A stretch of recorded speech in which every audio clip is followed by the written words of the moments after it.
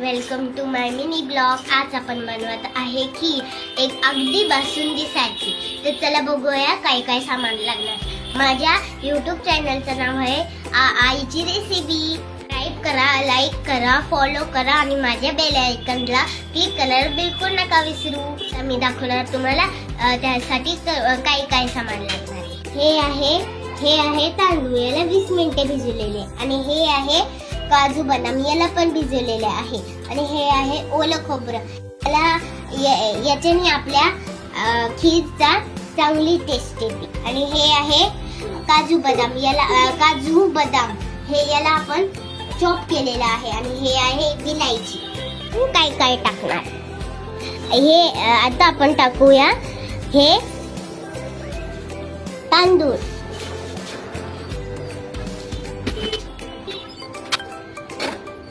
आता आपण टाकणार आहे काजू बदाम,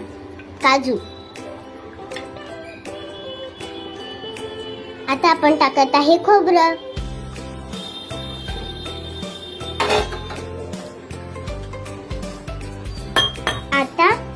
आता आपण थोडे याच्यात पाणी टाकायचे। आता आपण याला मिक्सर मध्ये ग्राइंड करणार आहोत। पेस्ट झाली। आता साजूक तूप घेतलेलं आहे बदाम। आता आपण चांगली रोस्ट करून घ्यायची।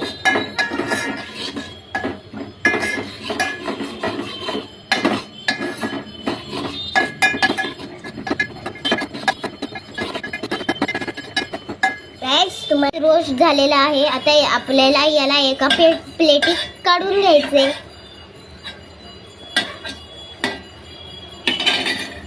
तर त्या स्टोप मध्ये आपल्याला टाकायचं आहे। आता आपण घेत आहे साखर आणि विलायची।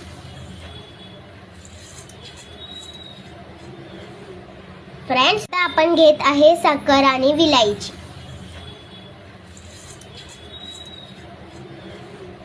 फ्रेंड्स, तुम्हाला माहिती आहे माझ्या वडिलांना खीर खूप आवडते, आणि मी त्यांच्यासाठी एक सरप्राईज ठेवलेले आहे। आणि त्यांना माहिती आहे माझ्या आईच्या हाताची खीर आवडते। तर विरघळेपर्यंत आपल्याला असंच मिक्स करत राहायचे आहे। खूप आवडते, स्पेशली माझ्या आईच्या हातासाठी आज खीर बनवतोय। विरघळलेली आहे। आता आपण जे पेस्ट बनवलेलं आहे आता त्याच्यात आपण टाकूया।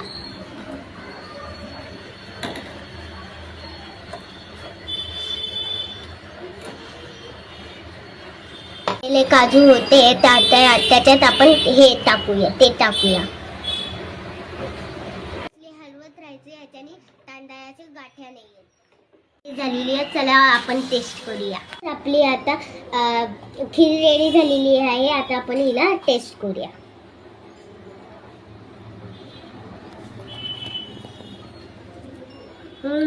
फ्रेंड्स, अगदी बासुंदी सारखी झालेली आहे। जर फ्रेंड्स तुमच्या घरी पाहुणे आले असणार तर ही रेसिपी तुम्ही नक्कीच ट्राय करा।